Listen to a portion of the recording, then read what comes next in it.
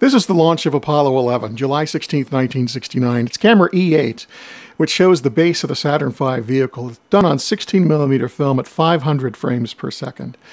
Now, this particular camera was started at 5 seconds prior to liftoff. Now, at this speed, what you're going to see in this full 8 minutes and 22 seconds is about 30 seconds worth of actual time.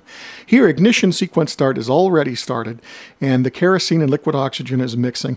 The F1 engines were started by bursting a hypergolic cartridge, which spun up the turbines to start driving the propellants into the engine. Now you're seeing that liquid oxygen and kerosene mixing and billowing up in the initial stage of starting up those engines. Now, when it reached full thrust and started to get thrust from those 5 engines, 7.5 million pounds, you see how it sucks all the material back down underneath the vehicle. And that was because now all of that material is going at a tremendous speed and being pushed out into the flame trench, and it just sucks all of that material back down. On the right, you see 2 tail service masts. There's a third one on the other side of the vehicle, and around the vehicle you also see 4 hold-down arms. Now, the vehicle sat on those hold-down arms. There was a mechanism inside there that held it onto the launch pad until liftoff.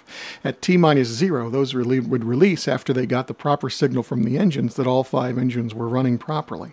It would release, and as soon as it released, those tail service arms would move, and all the mechanisms would go up into a hood underneath those hoods so that they would be protected from the exhaust of the engines. You see ice coming down now off the vehicle. You know that the space shuttle is real concerned about debris coming off the external tank, which is insulated. And the reason for that is the thermal protection system on the space shuttle, which sits on the side, is very delicate and can't be hit by that much. But the Saturn V had no such problem. So the Saturn V's liquid oxygen tank on the first stage wasn't insulated, so you get a lot of ice coming off of it when it hits the vibration. Now you see liftoff has happened, the tail service masts are pulling back up into the hoods, the F1 engines are coming up, and you see that dark band of gas that's coming out of those engines all around, and then you'll see it get to the really bright part. Now that cool gas, it's cooler gas is the reason it's dark, that's coming from the turbine exhaust. And the turbine exhaust is dumped into the engine around the inside of that nozzle, so it would be cooler and would act as something of an insulator on that nozzle extension so it wouldn't get too hot. That central gas is what's coming out of the engine injector, where the liquid oxygen and the kerosene's being mixed together, coming out of that injector. Now on the tail service masts and on the hold-down arms, in fact, even over here on the left-hand side in the corner of the tower, you see a whitish material that it's painted. That is actually a material that was designed to burn and char.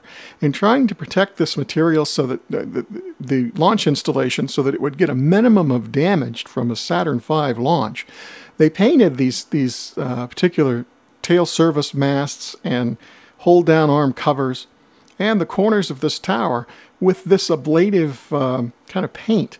And this material was designed to burn and char so that it would burn and the underlying material would be insulated and stay safe. You'll see that happening in just a moment.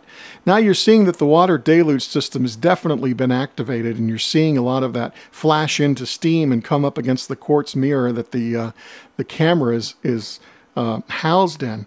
Now, remember I was talking about that white material. It's aflame now as it's getting hit by the engine exhaust, and it was designed to do that. You'll see it's already starting to char. You see the third tail service mast over on the other side. There were 3 total, and you see at least 3 of the 4 hold-down arms. You see the hoods now on the hold-down arms have closed over, so they're protecting that mechanism that held the vehicle down. And you see that all of that material that's in the exhaust is now afire on its own. Now look how instantaneously all of the water that's dumped into this area, and there was a lot of water dumped into this area, is instantly flashing to steam. It's very, very hot there right now. And as that tower over here on the left, you see it's starting to burn as well. So you're starting to get enormous heat coming off of it. In fact, there are some cameras where you'll get a view of these launches, and the grass around the pad, typically you would have a number of grass fires right around the pad because the heat would move all the way off of the pad to a high enough degree to light a good deal of the grass around the launch pad. There are usually several grass fires that you see after on some of these cameras. Now you see that white material really burning now, including over here on the tower. You see the water deluge system is full on.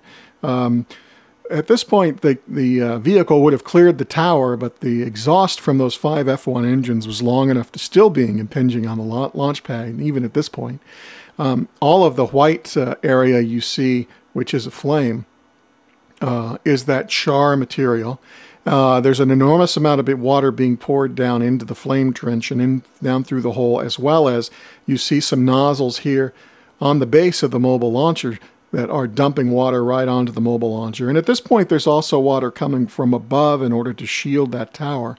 So there's an awful lot of water coming down onto the pad now.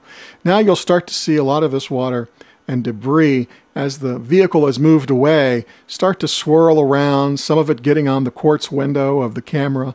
You're seeing the burning of the insulation material start to go away. And you're also seeing a good deal of the steam coming off that's not being blown away the way it was by the exhaust. And you're getting a better idea of just how much water is being dumped onto this. And still, it's so hot that it's flashing a good bit of it into steam.